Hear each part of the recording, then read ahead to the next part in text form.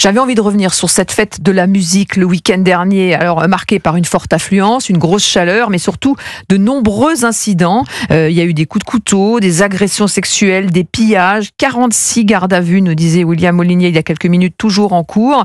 Mais tout va bien, tout s'est bien passé, dit le préfet de Paris ce matin. Écoutez la réaction de Redja Belhadj qui conteste ce bilan, porte-parole du syndicat de police Unité Île-de-France. La fête de la musique, elle a eu lieu et elle s'est bien passée.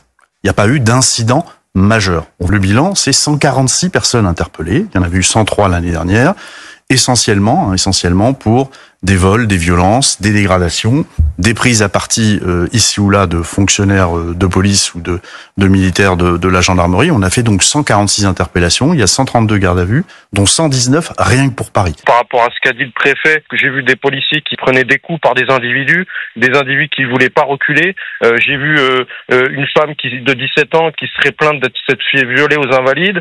J'ai vu des gens qui ont pris des coups de couteau. Excusez-moi, alors tout va bien. Voilà, tout va bien pour Laurent Nunez, mais pas pour Redja Belhadj, qu'on a entendu dans la foulée, Olivier d'Artigol. Je pense qu'il y a deux réalités. Une première réalité que vous donnez dans vos journaux et lors de ce débat qu'il faut donner, c'est-à-dire que ça ne s'est pas bien passé partout. Et dans certains endroits, la situation est inacceptable. C'est-à-dire qu'on ne peut pas tolérer ce phénomène de piqûre qui date pas d'aujourd'hui, à la seringue, dont on a parlé dans le journal. Des images qu'on a pu voir, c'est inacceptable. Et le préfet de police, pour qui j'ai beaucoup d'estime, devrait en effet, dans sa expression publique, signaler le réel dans toutes ses dimensions. Mais parce qu'après, son curseur, il est beaucoup plus élevé, effectivement. Et il ne faut pas oublier, par ailleurs, parce que c'est aussi le réel, d'après ce que j'ai pu voir, ou alors à Ajaccio ou à Pau, où j'ai des copains, il y a eu aussi de très très nombreux endroits, heureusement, où la fête de la musique s'est passée comme on l'entend, et avec des soirées qui n'ont pas posé problème. Il faut donner les deux dimensions.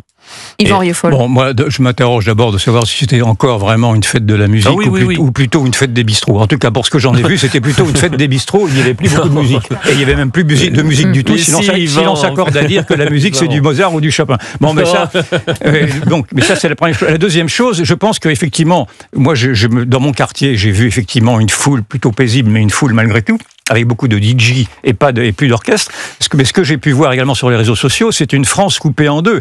J'avais écrit un livre il y a 20 ans qui s'appelait La fracture identitaire, qui mettait déjà en garde contre cette incapacité qu'avaient ces deux France à vivre ensemble, deux France qui se séparaient pour des raisons culturelles et ethniques, et c'est ce que l'on a vu également en France dans les violences liées à la fête de la musique. C'est-à-dire que vous aviez... Yvan, vous allez être surpris, je vais vous citer Émeric Caron, député apparenté à LFI, qui dit « Il faut revoir la fête de la musique à Paris, il n'y est plus question de musique, de création de famille, l'événement draine maintenant des foules avinées qui deviennent par moments dangereuses. » Caron, Rieufol, même combat. J'avais dit ça, non mais justement pour se disculper, il a dit également ensuite « J'ai vu que les agités étaient tous blancs ». Donc en remettant une pièce dans le racialisme de cet événement-là. C'est pour ça que je suis obligé moi-même de parler de fracture identitaire, parce qu'on fait la différence maintenant, et Caron le fait également, entre les blancs et les noirs. Et c'est ce que l'on a vu sur les réseaux sociaux. On a vu en effet que les noirs, pour dire les choses plus simplement, très majoritairement donc d'origine africaine, se donnaient rendez-vous au Châtelet et au Halles, tandis que les blancs se donnaient rendez-vous à la butte Montmartre avec des balles populaires. Et donc c'est ces deux France-là, ces deux France qui se séparent